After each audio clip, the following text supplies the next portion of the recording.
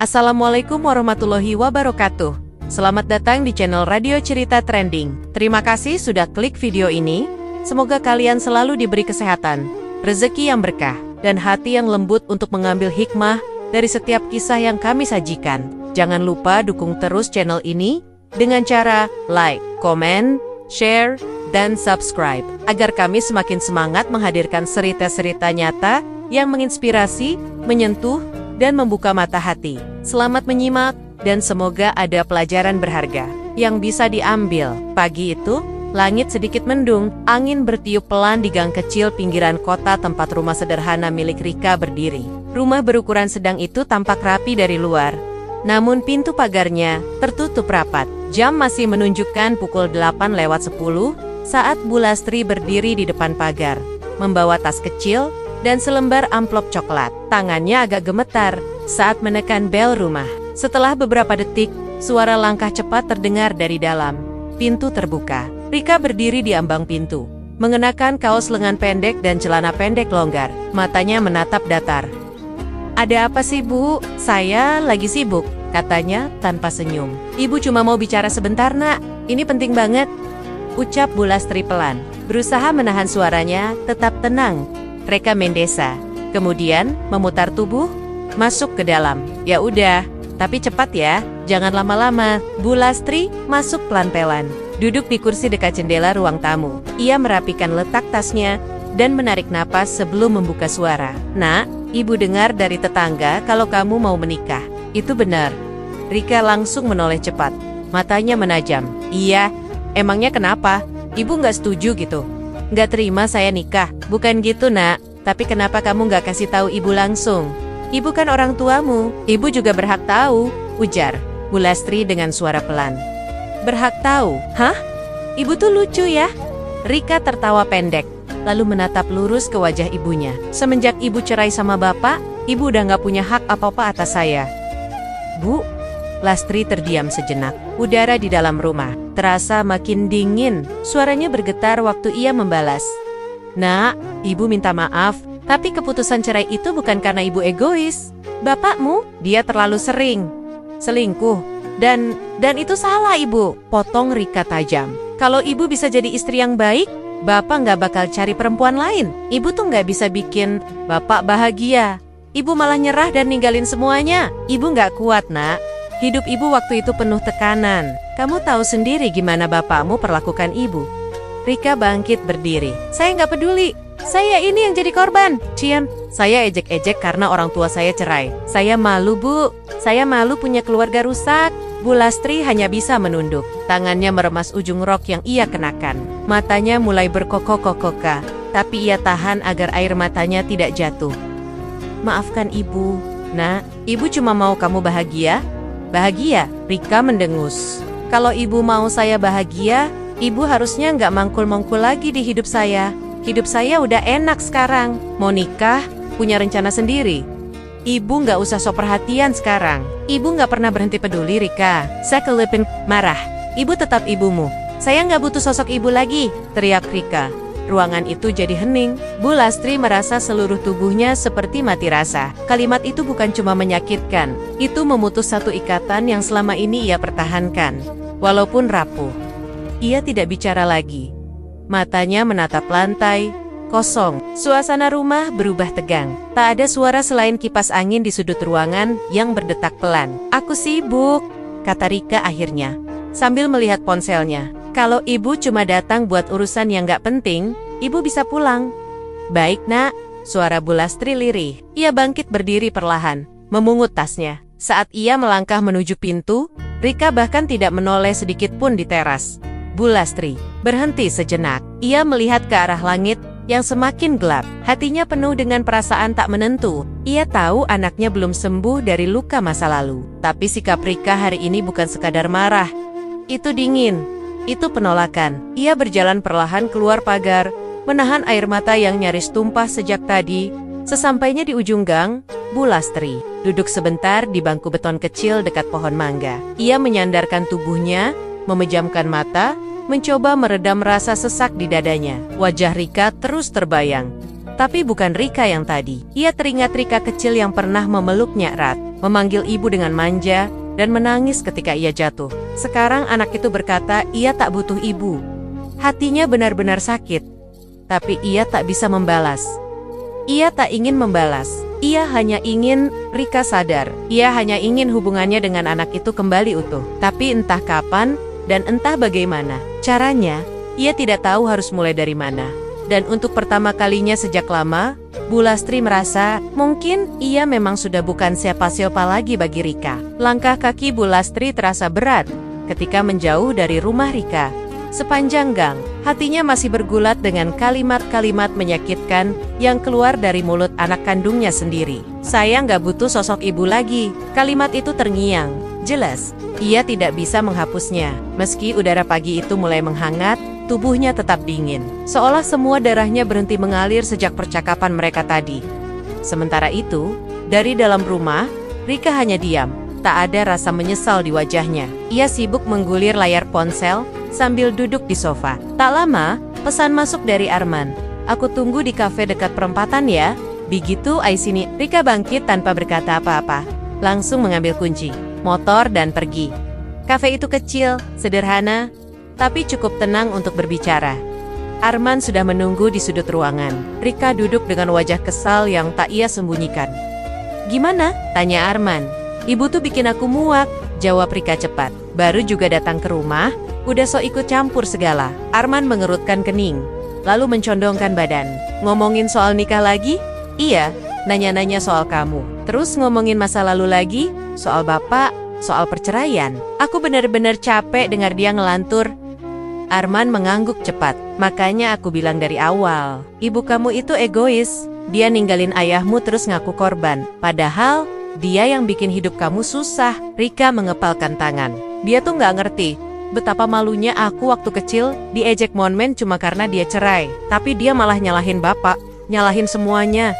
Padahal jealous-jealous dia yang nggak bisa jadi istri yang baik. Dan sekarang dia nyoba masuk lagi ke hidup kamu? Arman menyeringai sinis. Padahal dia udah hilang dari peran sebagai ibu sejak lama. Aku ngerti kok, kamu kesel.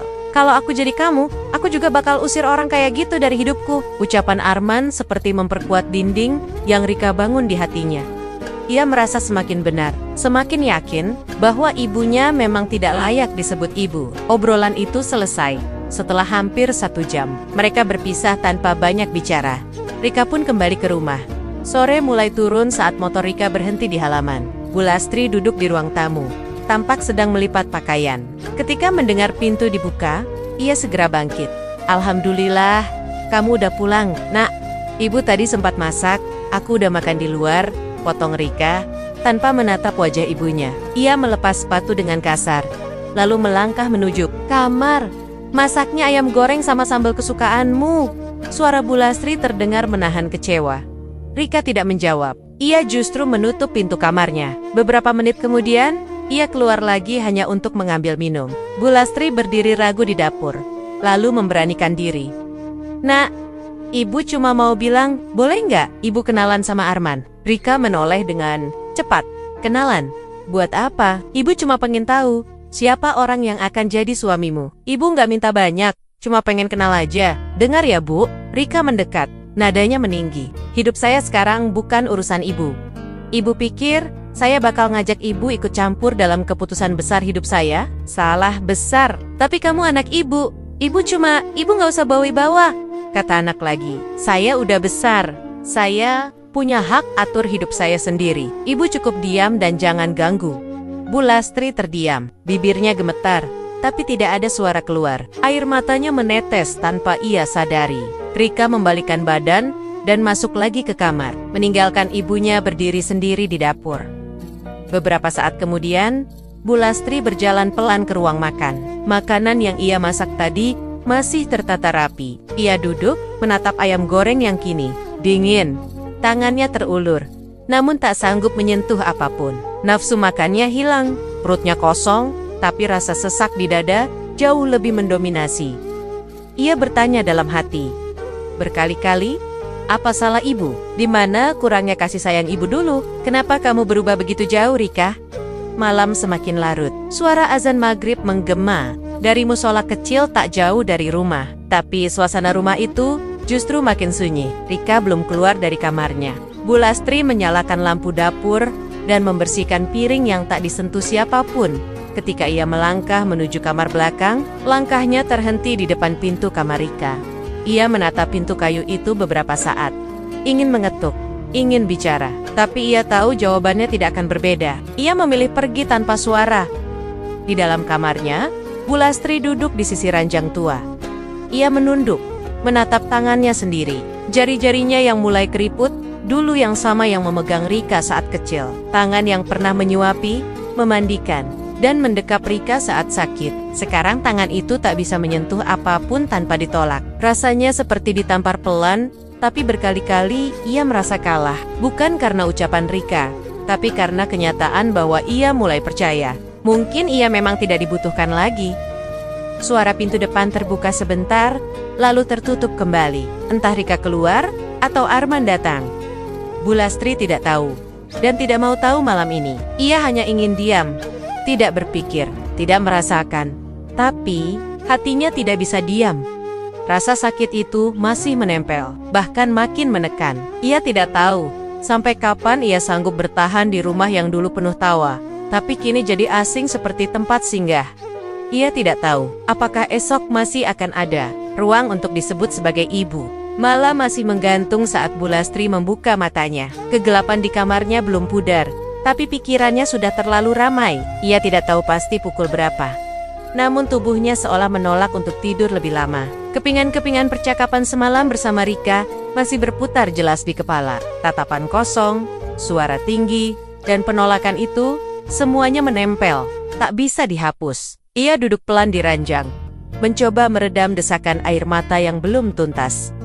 Tangan kirinya meraba dinding, lalu menyalakan lampu kecil di meja dekat kasur. Di bawah sinar redup itu, Bu Lastri menarik napas dalam-dalam. Perasaan ditolak oleh anak kandung sendiri tidak bisa diukur dengan apapun. Rasanya seperti tersesat di dalam rumah sendiri. Tak lama kemudian, ia membuka pintu belakang dan mulai merapikan SLYUR-MLYUR di dalam tas plastik. Jam belum menunjukkan pukul 6. Tapi pasar pagi sudah pasti ramai. Ia berangkat, membawa langkah lesu yang ditutupi senyum kecil yang dipaksakan. Sesampainya di pasar, ia bertemu Pak Herman, tetangga lama yang sedang memilih tomat. Bu Lastri, pagi-pagi sudah belanja aja? Sapa Pak Herman ramah. Iya Pak, biasalah, nyiapin masak. Suara Bu Lastri terdengar pelan, seperti tak punya tenaga. Pak Herman memperhatikan Bu Lastri sebentar, lalu bertanya dengan pelan.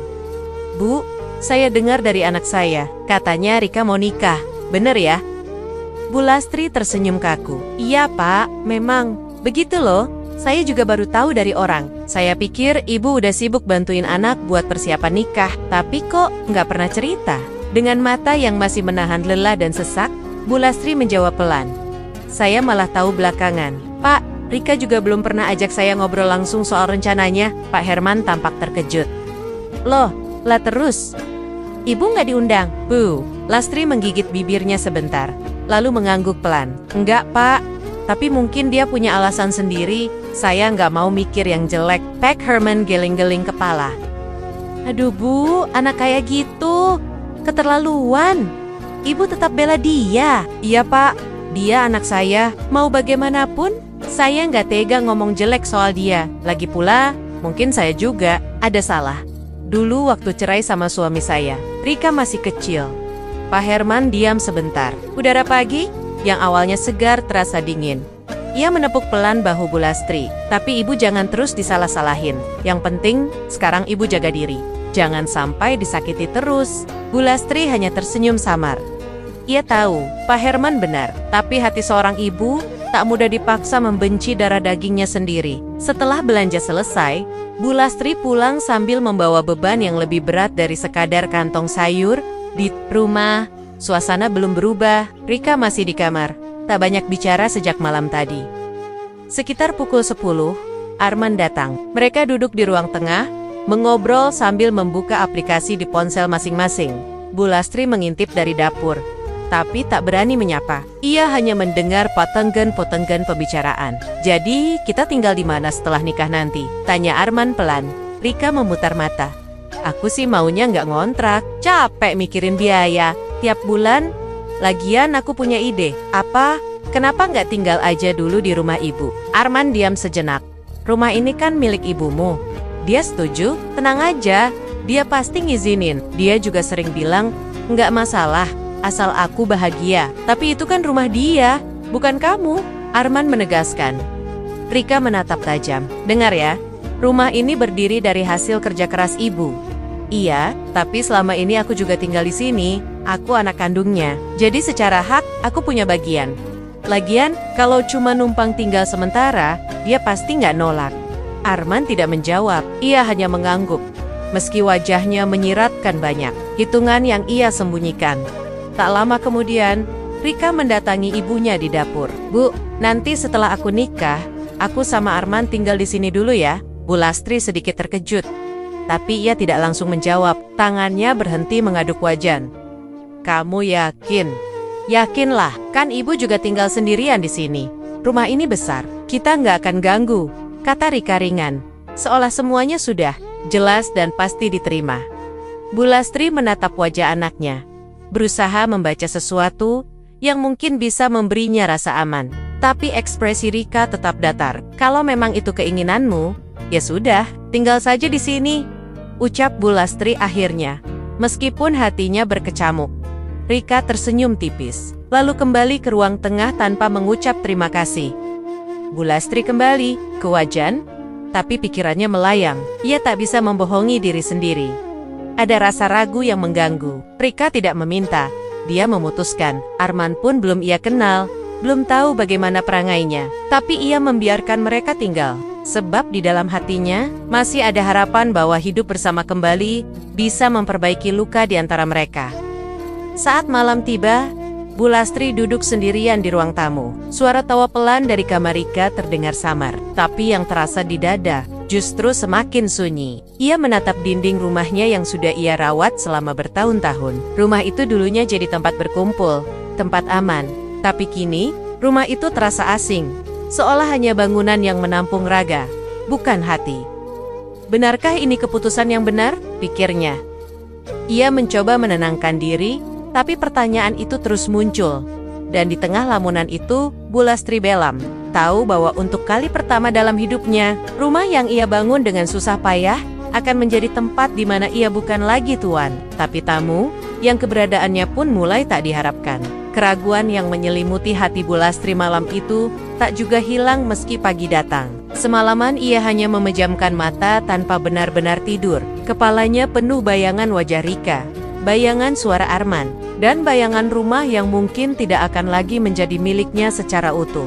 Ia ingin percaya bahwa membuka pintu rumah untuk mereka adalah awal dari perbaikan hubungan, bukan awal dari luka baru. Tapi suara-suara kecil di kepalanya menolak diam. Ia mencoba meyakinkan diri, seperti yang ia lakukan berkali-kali selama ini, bahwa menjadi ibu adalah tentang memberi, bukan menuntut kembali. Siang harinya, tetangga sebelah datang membawakan seikat bunga kenanga. Bu Lastri menyambut dengan sopan, meskipun wajahnya belum sepenuhnya siap menampilkan senyum.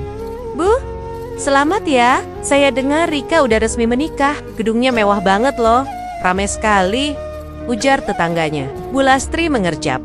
Bibirnya menegang, mencoba mencari kata. Iya bu, saya juga baru tahu dari Pak Roni di warung, jawabnya pelan. Tetangganya tampak kaget. Loh, ibu nggak datang? Bu Lastri hanya menggeleng. Nggak diundang bu, Henningset. Tetangganya menunduk kikuk. Maaf ya bu, saya kira. Saya permisi dulu ya. Ketika pintu ditutup kembali, Bu Lastri berdiri terpaku. Tangan kirinya meremas ujung baju yang ia kenakan. Rasanya sesak. Ia bahkan tidak tahu harus merasa apa. Sakit hati, iya. Tapi lebih dari itu, ia merasa tak dianggap, tidak diakui, dan itu jauh lebih menyakitkan. Menjelang malam, suara motor berhenti di depan rumah. Pintu pagar terbuka lebar, lalu terdengar suara Arman tertawa kecil. Rika di sampingnya membawa koper besar. Satu persatu barang diturunkan dari bagasi motor. Bu Lastri membuka pintu, berdiri di ambang, menatap dua sosok yang kini telah resmi menjadi suami istri. Bu, Rika memanggil tanpa senyum. Bantuin dong bawain barang ke dalam, Berat, Arman ikut menimpali. Iya Bu, ini tas baju, koper, sama satu kardus berisi hadiah. Banyak banget soalnya. Tanpa kata, Bu Lastri melangkah. Ia angkat tas dan koper yang beratnya cukup menyiksa. Napasnya mulai terengah tapi ia tayan. Ia tak ingin terlihat lemah. Ia tidak ingin ada alasan bagi Rika untuk mengomel. Walau di balik diamnya, hatinya sudah hancur berkeping.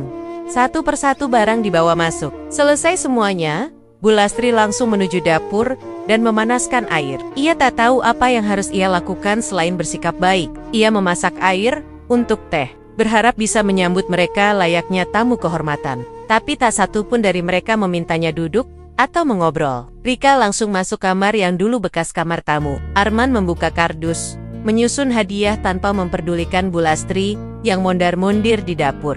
Keesokan paginya, sebelum matahari benar-benar naik, Arman memanggil dari ruang tengah. Suaranya keras. Bu, sarapan udah siap belum? Bu Lastri terperanjat. Ia belum sempat selesai membersihkan dapur setelah mencuci piring malam sebelumnya. Ibu lagi masak. Bentar lagi matang, Man. Ya jangan lama-lama, Bu. Kita mau keluar nanti. Jangan sampai kelaparan. Rika keluar dari kamar sambil mengikat rambut. Bu, mulai besok, Ibu bangun lebih pagi ya. Minimal jam 5 udah di dapur. Sarapan harus siap sebelum jam 7. Biar kita bisa langsung jalan. Bu Lastri hanya mengangguk pelan. Meski hatinya semakin perih. Ia mendengar nada suara itu. Bukan permintaan tapi Perina, seolah-olah ia bukan ibu mereka, tapi pembantu rumah yang dibayar. Siangnya, setelah Rika dan Arman pergi, Bu Lastri mencuci baju mereka yang sudah menumpuk sejak pagi. Di antara jemuran, ia menatap langit. Tak ada awan, hanya langit cerah yang kontras dengan perasaannya. Ia lelah, bukan hanya karena pekerjaan, tapi karena tak ada sedikit pun penghargaan. Tidak dari Rika, tidak dari Arman. Ia tahu, sejak mereka pulang dari gedung pernikahan itu, mereka juga membawa sikap bahwa rumah ini bukan lagi tempat pulang, tapi tempat menumpang seenaknya. Malam datang lagi. Rumah itu kembali sunyi, tapi bukan sunyi yang tenang. Sunyi yang menggigit, mematikan suara batin yang memohon pengertian. Bu Lastri duduk di kamar, menatap bayangan dirinya sendiri di cermin tua. Matanya merah, tapi tidak menangis. Tangis itu sudah kering sejak beberapa hari lalu. Yang tersisa hanya gemuruh di dalam dada. Apakah ibu salah sudah membuka pintu rumah ini? Pikirnya lirih. Ia tak ingin berpikir begitu. Tapi sikap Rika tak memberinya celah untuk percaya lagi. Cinta yang ia pertahankan bertahan-tahan seakan tak ada artinya. Rumah yang ia jaga bertehen-tehen kini menjadi milik dua orang yang bahkan tidak pernah menatapnya dengan kasih. Dan malam itu, saat suara pintu kamar Rika ditutup keras, Bu Lastri tak ada sambutan, tak ada permintaan maaf, bahkan tak ada sapaan. Tak ada terima kasih, hanya perintah dan tuntutan. Ia belum bisa marah. Tapi dalam diam, hatinya mulai goyah. Bukan karena lelah tubuh, tapi karena luka yang perlahan lehen tak bisa disangkal. Suasana pagi belum sepenuhnya menyapa rumah itu. Tapi aktivitas Bu Lastri sudah mulai sejak langit masih kelabu. Di tangannya tergenggam ember cucian penuh pakaian Rika dan Arman dari hari-hari sebelumnya. Ia menyikat, membilas, memeras, lalu menjemur semuanya satu persatu di halaman samping rumah.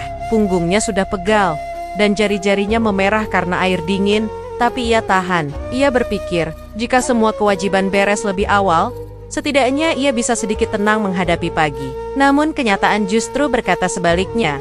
Begitu masuk ke dapur dan mulai mengisi panci dengan air, terdengar suara langkah terburu-buru dari dalam rumah. Rika muncul dari balik pintu. Rambutnya agak kukoken, wajahnya masam. Bu, ini udah jam 7 lewat, sarapan mana? Kita kelaparan tahu? Bu Lastri terdiam sejenak, mencoba mengatur napas yang masih terengah karena habis menjemur. Ibu baru selesai nyuci, Nak, belum sempat masak. Ini ibu baru mau mulai nyuci? Ya ampun, Bu. Mana penting sih nyuci kalau belum makan? Saya sama Arman ini manusia, bukan robot. Laper, Bu. Suara Rika meninggi. Arman keluar dari kamar sambil menguap lebar. Bu, serius belum ada makanan? Malas banget sih. Masa pagi-pagi belum siap sarapan? Ibu minta maaf. Ibu tadi memang kelamaan di belakang. Kalau begitu, ibu beli aja dulu di warung, ya? Ujar Bu Lastri tergesa. Langsung melepas celemek dan mengambil tas kecilnya. Ya udah, Tapi beliin ayam goreng sama rendang ya, jangan cuma tempe tahu kayak kemarin, bikin ilfil, kata Rika ketus. Tanpa menunggu lagi, Bu Lastri berjalan cepat keluar rumah. Jalanan belum terlalu ramai, tapi langkahnya terasa berat. Dadanya sesak, bukan hanya karena marah, tapi karena kecewa. Ia tadi tidak sempat menyiapkan opo-opa, karena seluruh tenaganya ia curahkan ke cucian mereka. Tapi apapun yang ia lakukan, tetap salah di mata Rika. Sesampainya di warung, makanan yang diminta belum tersedia semua. Rendang belum matang, ayam goreng tinggal sedikit. Ia tetap membeli apa yang ada, tempe, tahu, dan sedikit sambal. Wajahnya gugup saat membayar. Takut makanan ini lagi-lagi dianggap tak pantas. Ia pulang dengan tergesa, berharap setidaknya mereka mau makan dan tenang. Begitu membuka pintu, ia langsung disambut suara dari dalam. "Mana Bu?" tanya Rika cepat. "Ibu beliin ini nak. Tadi ayam sama rendangnya belum siap," yukep Bu Lastri, sambil meletakkan bungkus nasi di meja. Rika membuka bungkus itu dengan cepat. Saat melihat isi yang tidak sesuai pesanannya, ia melempar bungkus itu ke lantai. "Ini apa? Tempe sama tahu lagi? Saya tuh udah bilang, saya mau ayam dan rendang. Masa ibu nggak bisa ngerti sih?" Bungkus nasi itu terbuka. Sebagian log berserakan. Di lantai, Bu Lastri kaget, berdiri mematung. Matanya mulai berkokok-kokah, tapi ia tetap membungkuk untuk memungut makanan yang jatuh. Arman tertawa pelan dari kursi. "Udahlah Bu, mending ibu yang makan aja tuh makanan. Kayaknya lebih cocok buat ibu Reka Menyusel." Suaranya tajam. "Iya Bu, makan aja di lantai situ. Udah capek-capek beli, masa dibuang? Sayang, kan?" Tangan Bu Lastri bergetar. "Ayam nasi" dengan perlahan, tak kuasa menjawab satu pun dari kata-kata itu. Hatinya perih. Ia bukan cuma merasa diremehkan, ia dipermalukan. Tapi ia tak marah. Ayah hanya dan dalam diam itu, air matanya jatuh satu persatu ke lantai yang dingin. "Saya sama Arman mau makan di luar aja. Males lihat makanan begini," kata Rika sebelum melangkah pergi. Langkah mereka menjauh. Pintu depan dibanting ringan. Sunyi menyelimuti. Rumah itu kembali. Di dapur, Bu Lastri duduk di lantai, masih menatap sisa nasi dan lauk yang tercecer. Ia tak menyentuhnya. Ayah tangisnya tidak meledak, tapi mengalir tanpa suara, pelan dan lama. Setelah beberapa lama, ia bangkit dan membersihkan semuanya. Ia tak sempat makan pagi itu. Tenaganya terkuras, tapi lebih dari itu, hatinya sudah letih. Sore harinya, ia pergi ke pasar membeli bahan tambahan untuk memasak. Di sana, ia bertemu lagi dengan Pak Herman. "Wah, Bu Lastri, kok mukanya pucat? Sehat Bu?" Bu Lastri tersenyum kecil, mencoba menutupi segalanya. "Nggak apa-apa Pak, habis capek dikit aja." Pak Herman menatap lekat wajahnya. "Saya lihat dari kemarin, Ibu makin kurusan. Jangan terlalu diporsir kerjaannya, apalagi kalau di rumah cuma dimanfaatkan." "Ibu itu bukan pembantu Bu." Perkataan itu menusuk, tapi Bu Lastri menanggapinya dengan senyum yang nyaris tak tampak. "Selama masih ada harapan Pak, saya ingin berusaha." Pak Herman menghela napas. "Tapi jangan sampai Ibu terus diinjak. Anak boleh keras kepala, tapi Ibu juga punya harga diri." Bu Lastri mengangguk pelan. Ia tahu semua itu benar, tapi ia juga tahu hatinya belum sanggup melepaskan. Ada sesuatu dalam dirinya yang terus memaksa bertahan. Mungkin karena ia belum bisa menerima bahwa anak yang ia lahirkan, besarkan dan cintai, kini memperlakukannya seperti orang lain. Sampai di rumah, Bu Lastri menaruh semua belanjaan tanpa suara. Rika dan Arman belum pulang. Rumah itu kembali sepi, tapi berbeda dari sepi yang dulu ia kenal. Sepi ini menyakitkan, sepi yang penuh gema dari ucapan-ucapan kasar, dari suara makanan dibanting, dari tawa mengejek yang tadi siang menusuk telinganya. Di dalam kamar, Bu Lastri duduk di sudut ranjang.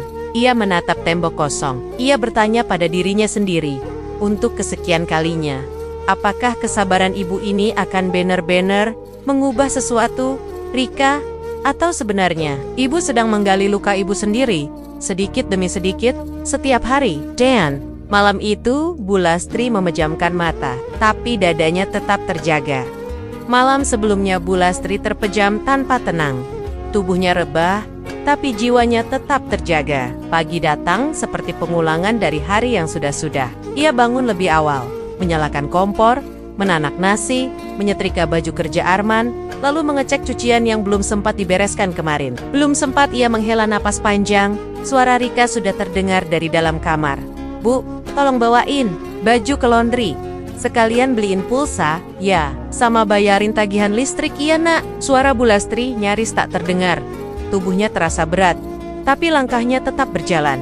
Ia memasukkan pakaian ke dalam kantong besar, menyiapkan uang secukupnya untuk kebutuhan yang diminta. Satu tangan menopang kantong laundry, satu lagi memegangi dompet kecil yang mulai usang. Di jalan, lututnya sempat gemetar, namun ia menahan diri untuk tidak berhenti. Dalam pikirannya, ia hanya ingin menyelesaikan semuanya sebelum matahari benar-benar naik. Sesampainya di rumah, ia melihat lantai ruang tamu sengaja dikotori oleh Arman bekas tanah dan jejak sandal berceceran dari pintu sampai ke ujung ruangan. "Bu, tadi saya habis masuk dari kebun. Lantainya kotor, tolong dipel sekarang, ya," kata Arman santai sambil duduk di sofa, memainkan ponselnya. "Iya, Man," jawab Bu Lastri pelan. Baru saja ia mulai mengepel, tamu datang. Dua teman Arman berdiri di depan pintu, tertawa saat melihat Bu Lastri menyeka lantai sambil membungkuk. Arman malah tertawa dan berkata, "Biasa, ini asisten rumah tangga pribadi." Tawa mereka menggema di dalam ruang tamu. Bu Lastri pura-pura tidak mendengar, tapi dada kirinya terasa nyeri. Ia tahu itu bukan karena tubuhnya, tapi karena kata-kata yang dipaksakan masuk telinga dan ditahan mati mesin agar tidak menyentuh hati tapi tetap saja sampai. Setelah para tamu pergi, Bu Lastri berjalan ke dapur untuk mengecek kompor. Ayah melihat masakan yang ia siapkan tadi pagi sudah berkurang sedikit. Mungkin dicicipi. Saat ia memindahkan panci, Rika muncul tiba-tiba. "Bu, siapa suruh buka-buka dapur? Saya yang atur makanan." "Bukan ibu. Ibu cuma lihat. Takut hangus nak." "Udah hap, Bu. Saya capek lihat ibu sok tahu. Gak usah ikut campur urusan dapur. Kalau rusak rasanya, nanti saya yang disalahin." Kalimat itu seperti tamparan lain yang sudah kesekian kali. Bu Lastri hanya diam. Ia melangkah mundur, meninggalkan dapur tanpa sepatah kata pun. Tapi tubuhnya tak setegar yang ia harapkan. Di lorong sempit menuju kamar belakang, lututnya melemas. Ia duduk di bangku kecil dekat pintu, memegangi pinggangnya yang mulai nyeri. Beberapa hari terakhir, tubuhnya memang melemah. Nafas sering pendek, sendi-sendi mulai terasa ngilu setiap bangun tidur. Tapi tak ada waktu untuk mengeluh. Rika dan Arman tak pernah menanyakan kabarnya, apalagi menyuruhnya istirahat. Bahkan kalau ia batuk terlalu keras, yang keluar dari mulut, Rika hanya, "Kalau sakit, jangan nularin orang di rumah ini ya." Meski begitu, Bu Lastri tetap menjalankan semua tugas rumah tanpa banyak bicara. Ia bersih-bersih, mencuci, memasak, menyapu halaman. Seringkali ia hanya duduk sebentar, lalu berdiri lagi karena suara dari dalam rumah memanggil. Seolah-olah kehadirannya hanya dibutuhkan untuk melayani. Tidak lebih, di dalam batinnya pertanyaan-pertanyaan terus berputar. Apakah semua ini pantas? Apakah ini harga dari kesalahan ibu di masa lalu? Apakah Rika seperti ini karena ibu gagal menjadi istri yang baik? Penyesalan itu bukan baru datang hari ini. Ia sering memikirkan momen ketika ia memutuskan meninggalkan suaminya yang berselingkuh. Ia ingat tangis Rika kecil yang memohon agar rumah mereka tidak berakhir. Tapi waktu itu, Bu Lastri berpikir ia tidak punya pilihan lain. Ia memilih menyelamatkan diri dari luka yang terus menganga. Tapi ternyata luka itu beranak, tumbuh di hati anaknya, dan kini kembali ke dirinya dalam bentuk yang lebih menyakitkan. Malam itu, setelah semua pekerjaan selesai, Bu Lastri duduk di kasur sambil memegangi kakinya yang kram. Ia memijat perlahan, sambil sesekali meringis. Tidak ada yang menanyakan keadaannya. Tidak ada pintu yang diketuk. Tidak ada air hangat yang dibawakan. Ia menelan semua sakitnya sendirian. Tapi yang lebih terasa dari sekadar nyeri otot adalah rasa hampa yang makin dalam. Seolah dirinya hanya bayangan di rumah ini. Ada tapi tak. Dianggap, kalau ibu berhenti, apa kamu akan mengusir ibu, Rika? Kalau ibu memilih istirahat, apa kamu akan bilang ibu pura-pura lemah? Dan kalau ibu pergi, apa kamu akan mencariku? Atau justru lega? Pikiran-pikiran itu menghantam keras di malam yang semakin dingin. Ia menarik selimut yang sudah kusam, lalu menatap langit-langit kamar yang gelap. Tidak ada jawab, tidak ada suara. hanya sesak yang perlahan mengisi seluruh dadanya. Dan mata yang kembali basah meski hari sudah puluhan kali berganti. Tubuh Bu Lastri masih lemas malam itu. Kakinya yang sejak siang tadi terasa nyeri, belum sepenuhnya pulih. Ia merebahkan diri, pelan di atas ranjang, sambil memeluk bantal tipis yang mulai lusuh. Hening yang biasanya menjadi tempatnya beristirahat, kini berubah menjadi ruang paling bising di dalam hatinya. Sejak ia mulai sakit-sakitan, tak satu pun perhatian datang dari Rika maupun Arman. Dan yang lebih menyakitkan, justru tuntutan-tuntutan. Mereka makin menjadi. Dari balik tembok kamarnya yang bersebelahan dengan ruang tengah, terdengar percakapan pelan yang seketika membuat tubuh Bu Lastri kaku. Suara Rika, lalu suara Arman, tidak begitu keras, tapi cukup jelas di telinganya, yang sudah hafal setiap nada bicara anaknya. Kita nggak bisa terus-terusan numpang kayak gini. Man, lama-lama ibu bisa berubah pikiran, ucap Rika. Makanya, itu, kalau kamu setuju, aku punya cara. Kita urus aja balik nama rumah ini, pasti bisa. Apalagi kamu anak kandung, tapi rumah ini masih atas nama ibu. Bisa nggak ya? Bisa, kita buat surat kuasa atau semacamnya. Lagian, secara hukum, kamu juga berhak. Ini warisan kamu. Kalau nggak dari sekarang, nanti malah diserahkan ke orang lain. Kita bisa kehilangan semuanya. Hening sesat. Bu Lastri masih terdiam di tempatnya. Tangannya mulai bergetar, matanya membelalak. Nafasnya terengah pelan, namun ia tetap berusaha mendengar dengan tenang. Ya udah, aku setuju. Aku juga capek ngikutin aturan dia. Padahal rumah ini kan milik keluarga kita. Bukan cuma dia doang yang punya hak. Besok kita mulai dari ngumpulin data ya. Aku urus bagian legalitasnya. Kamu tinggal ikutin aja, biar nggak ketahuan. Suara mereka mengecil, lalu hilang sama sekali. Tapi di dalam kamar itu, dada Bu Lastri seperti ditindih beban yang tak terlihat. Perkataan mereka seperti tombak yang menusuk bagian terdalam dari hatinya. Ia tak percaya, rumah yang ia bangun dengan kerja keras bertahun-tahun tempat ia menampung. Anaknya saat tak punya arah akan, dirampas oleh darah dagingnya sendiri. Ia bangkit perlahan. Tidak bisa tidur, tidak bisa duduk tenang. Ia berjalan mondar-mondir pelan di kamar, mencoba memahami kenyataan yang baru saja ia dengar. Metalnya terus berkaca, tapi tak ada suara keluar dari mulutnya. Di kepalanya hanya satu kalimat yang berulang-ulang. Mereka ingin ambil rumah ini. Mereka ingin ambil segalanya. Pagi datang, tapi tidak dengan kelembutan seperti biasanya. Udara terasa dingin, meski matahari mulai muncul. Bu Lastri berdiri di dapur sejak subuh. Ia tidak menyiapkan sarapan pagi ini. Ia tidak menyetrika baju, tidak menyapu lantai. Hari ini, untuk pertama kalinya, ia ingin bersuara. Ia ingin mempertahankan apa yang masih tersisa darinya. Ketika Rika dan Arman keluar kamar, masih mengenakan pakaian tidur dan wajah malas, Bu Lastri sudah menunggu di ruang tamu. Tegak, tegas, tapi dalam tatapannya ada luka yang sangat dalam. Nak, ibu mau bicara, katanya tenang, tapi dingin. Rika mengernyit. Ngapain sih pagi-pagi udah mulai drama? Ibu tahu rencana kalian, ucap Bu Lastri langsung.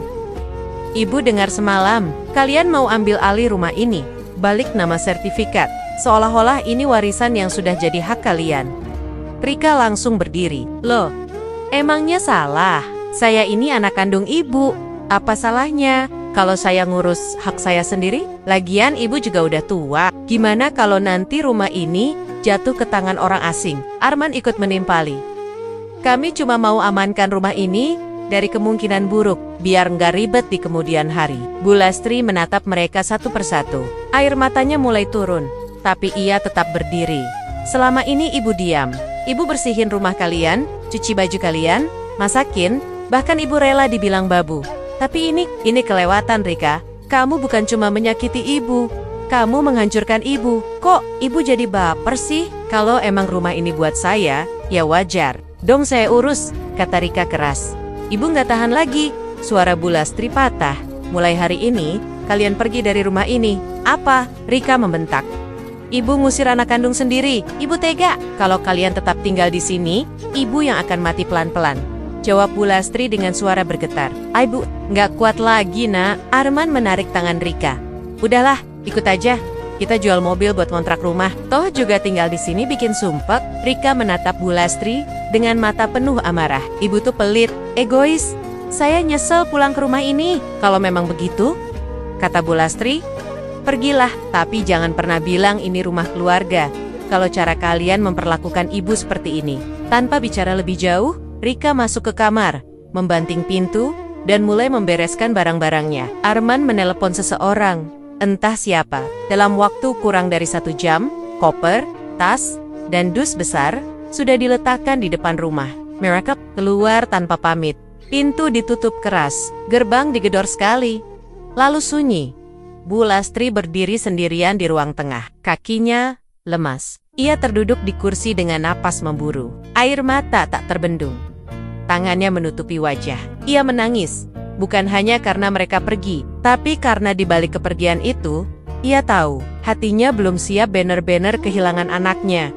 Tapi di sela tangis itu, untuk pertama kalinya dalam waktu yang sangat lama, ia merasa sedikit lega. Meski pahit, ia akhirnya berani mengambil sikap. Ia mempertahankan satu-satunya yang masih bisa ia genggam. Harga dirinya sebagai seorang ibu, dan mungkin satu-satunya warisan yang belum sempat ia serahkan karena kasih. Sayang ternyata tidak bisa diwariskan kepada mereka yang menolak menerima. Namun di dalam hatinya yang luka, Bu Lastri masih berdoa. Aku tak ingin kau celaka, Rika. Tapi ibu juga manusia. Langkah kaki Rika menghentak trotoar saat keluar dari halaman rumah Bu Lastri. Wajahnya merah padam. Tak sepatah kata pun keluar dari mulutnya. Arman di belakangnya hanya mendengus pendek, lalu membuka pintu mobil dengan kasar. Tanpa kebelak, mereka berdua masuk ke dalam kendaraan itu dan menutup pintu dengan suara membanting.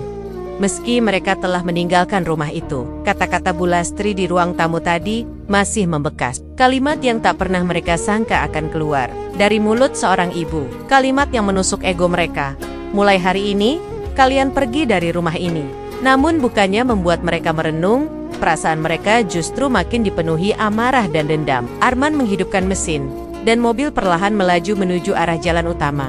Di dalam mobil, udara terasa pengap. Tidak ada musik, hanya bunyi gesekan, ban dengan aspal, dan suara deru mesin yang sesekali terdengar sumbang. Rasanya aku pengen balik dan teriak di depan muka ibu, gerutu Rika sambil menyilangkan tangan di dada. Dia pikir dia siapa? Rumah itu juga kan hak aku. Arman fokus menyetir, tapi nadanya sinis. Makanya jangan lemah. Kita harus ambil langkah cepat, kita urus dokumennya sekarang. Biar nanti kita punya dasar hukum. Rika memalingkan wajah keluar jendela. Aku udah muat, dari kecil selalu nurut, selalu diam. Tapi apa balasannya? Dihina, dituduh, dibuang kayak orang asing. Udah, kamu gak usah mikirin perasaan. Gak ada yang peduli soal perasaan kita juga. Urusan sekarang cuma satu. Rumah itu harus jadi milik kita. Mau pakai jalur hukum atau rekayasa surat, aku sanggup urus semua. Yang penting kamu jangan pernah lagi minta maaf atau lulus sama dia. Aku juga gak akan. Sahut Rika cepat. Dia bukan ibu yang aku kenal. Dia orang asing. Mobil terus melaju. Awan mulai menggelap. Cuaca berubah cepat. Di depan sana, perlintasan kereta api tampak sudah menurunkan palang setengah jalan. Arman yang terbiasa memotong jalur, menambah kecepatan mobil. Kita sempat nih lewat sebelum keretanya datang, kata Arman tanpa ragu. Yakin? Tanya Rika ragu. Matanya melirik palang yang mulai turun lebih rendah. Santai. Ini udah biasa. Cepet banget ini. Namun saat roda depan mulai melewati rel, suara mesin tiba-tiba melambat. Mobil bergetar. Arman menginjak gas. Tapi mobil tidak bergerak. Kenapa ini? Arman panik.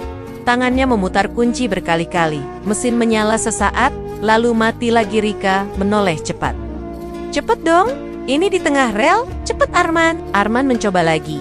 Menekan gas dalam-dalam. Tapi suara mesin hanya menderu pelan, lalu senyap total. Dalam hitungan detik, suara klakson kereta terdengar memekakan telinga. Rika menjerit, mencoba membuka pintu, tapi terkunci. Pintunya macet. Buka dong Arman, buka. Arman mendorong tubuhnya ke arah pintu sisi pengemudi, tapi tidak bergerak. Ia menendang dashboard, memukul kemudi, tapi tak satu pun merespon. Panik mulai menguasai ruangan kecil itu. Suara klakson makin keras, kini jelas mendekat. Rika menangis keras. Tubuhnya menggigil. Ia memukul-mukul kaca jendela dengan tangan gemetar. Arman, tolong, keluarin aku. Aku nggak mau mati. Arman, sabar. Aku coba lagi. Sabar, Rika. Arman berteriak sambil memutar kunci sekali lagi. Tapi nihil. Mereka hanya sempat menoleh sekilas ke arah kiri, melihat cahaya kereta yang sudah sangat dekat. Suara logam berat menghantam udara, lalu dentuman keras memecah suasana. Dalam satu hentakan yang tak terhindarkan, kereta menghantam sisi mobil dengan kekuatan penuh. Kaca pecah, logam remuk, suara jeritan tersedak oleh suara besi yang melintir dan meledak. Tubuh mereka terpental di dalam kabin yang remuk. Tak ada waktu untuk menyelamatkan diri, tak ada ruang untuk menyesal. Semua berakhir seketika. Di kejauhan, saksi mata hanya bisa berteriak ngeri. Mobil hancur terseret puluhan meter. Beberapa menit kemudian, petugas datang dan menemukan sisi kendaraan berserakan di sepanjang rel. Tubuh keduanya ditemukan tak bernyawa. Rika masih menggenggam gagang pintu yang macet. Arman terjepit di antara kursi dan setir, dengan mata terbuka menatap kosong.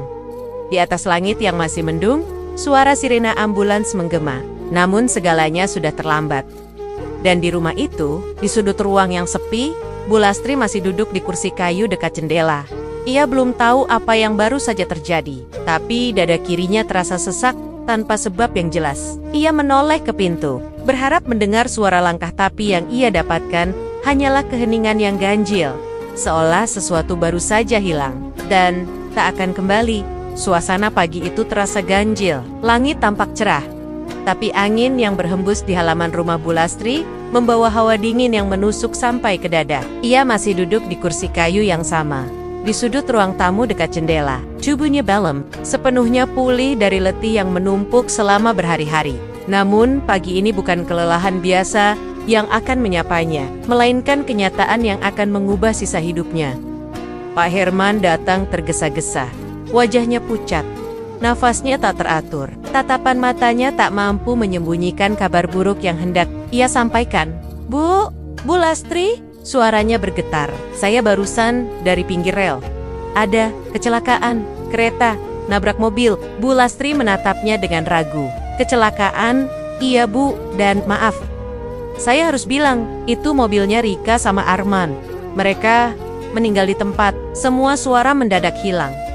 Dunia berhenti di sekitar Bu Lastri. Telinganya berdengung, matanya terbuka lebar. Melotnya ingin bicara, tapi tak satu pun suara keluar. Tubuhnya goyah, lalu ambruk tepat di lantai. Pak Herman berteriak memanggil tetangga. Beberapa orang datang, mengangkat tubuh Bu Lastri yang sudah tak sadarkan diri. Beberapa jam kemudian, Bu Lastri terbangun di ranjangnya. Wajah-wajah tetangga mengelilinginya. Beberapa memegang tangan, yang lain menyiapkan air minum. Tapi tak satu pun dari mereka berani bicara. Hingga akhirnya ia sadar. Ia ingat semua kalimat yang Pak Herman ucapkan. Rika meninggal. Arman di rel karata tangis yang selama ini ia tahan selama berbulan-bulan pecah tanpa bisa dihentikan. Ia tak bisa teriak, tapi seluruh tubuhnya menangis. Dadanya, jantungnya, pikirannya, semua bergetar dalam satu kesakitan yang paling dalam. Bukan karena dendam, bukan karena marah, tapi karena cinta yang tak pernah putus, meski sudah berkali-kali dilukai.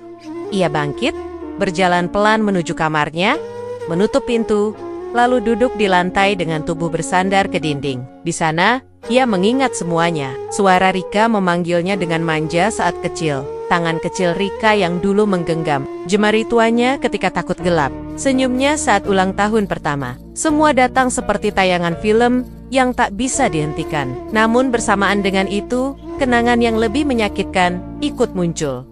Lemparan makanan, cacian, tertawaan di depan tamu. Suara keras menyuruhnya makan di lantai.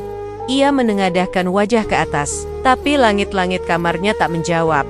Hanya air mata yang kembali jatuh. Tak ada suara, tak ada jeritan, hanya napas yang berat dan dada yang sesak karena kehilangan yang tak akan pernah bisa dipulihkan. Tetangga berdatangan sepanjang hari. Beberapa membawa bunga, beberapa hanya datang untuk menyentuh bahunya dan berkata pelan, "Sabar ya Bu." Tapi ia tahu, di balik kata-kata itu, ada bisik-bisik yang tak bisa dihindari. Bahwa ini mungkin balasan, bahwa ini adalah karma. Namun Bu Lastri tidak peduli, tidak saat ini. Ia tidak pernah berharap anaknya celaka. Ia tidak pernah mendoakan keburukan. Ia hanya ingin dihargai, diterima, diberi sedikit ruang dalam hidup anaknya. Tapi yang ia terima hanyalah luka demi luka. Sampai akhirnya, hanya sepi yang tersisa. Malam datang tanpa suara. Rumah itu kosong. Tak ada suara Rika yang memanggil. Tak ada suara Arman yang menyuruh. Hanya jam dinding yang berdetak pelan, mengiringi waktu yang tak tahu harus mengantar siapa lagi. Beberapa hari setelah pemakaman, Bu Lastri masih terdiam di rumah. Setiap sudut rumah itu seperti menyimpan bayangan. Di ruang makan, ia melihat kursi yang dulu ditempati Rika. Di dapur, ia memegang sendok yang pernah dilempar. Di kamar mandi, ia ingat cucian yang selalu menumpuk. Semua masih ada, tapi penghuninya tidak akan kembali. Dan di suatu malam, di depan pintu kamar Rika yang kini tak pernah terbuka lagi, Bu Lastri berdiri lama. Ia menempelkan tangan ke daun pintu, lalu menunduk. Suaranya pelan, tapi cukup untuk menggetarkan udara malam. "Ibu maafin kamu, Nak. Maafin semuanya, tapi kamu juga. Pulanglah dalam tenang." Ibu relakan. Ia tahu, luka ini tidak akan sembuh, tapi setidaknya, tidak ada lagi yang akan menambahnya. Ia tidak lagi berharap anaknya berubah. Ia hanya berharap, kisah ini menjadi pelajaran, bahwa seorang ibu bisa memaafkan, tapi tak bisa dilupakan. Bahwa menyakiti ibu bisa saja dibayar dengan kehilangan yang tak bisa ditawar. Dan malam itu, untuk pertama kalinya, Bu Lastri tidur tanpa rasa takut. Karena kini, yang ia miliki hanyalah doa dari hati yang hancur, tapi ikhlas. Terima kasih sudah menyimak kisah ini hingga akhir. Semoga cerita tadi bukan sekadar hiburan, tapi juga menjadi peringatan dan pelajaran hidup bagi kita semua. Karena sebesar apapun kesalahan orang tua, tak akan pernah layak dibalas dengan penghinaan. Ingat, ridho orang tua adalah ridho Tuhan. Dan doa ibu bisa jadi jalan surga atau petaka yang nyata. Jangan lupa like, komen, share, dan subscribe untuk mendukung channel ini terus tumbuh dan menyebarkan nilai-nilai kehidupan yang berharga. Sampai jumpa di kisah berikutnya. Wassalamualaikum warahmatullahi wabarakatuh.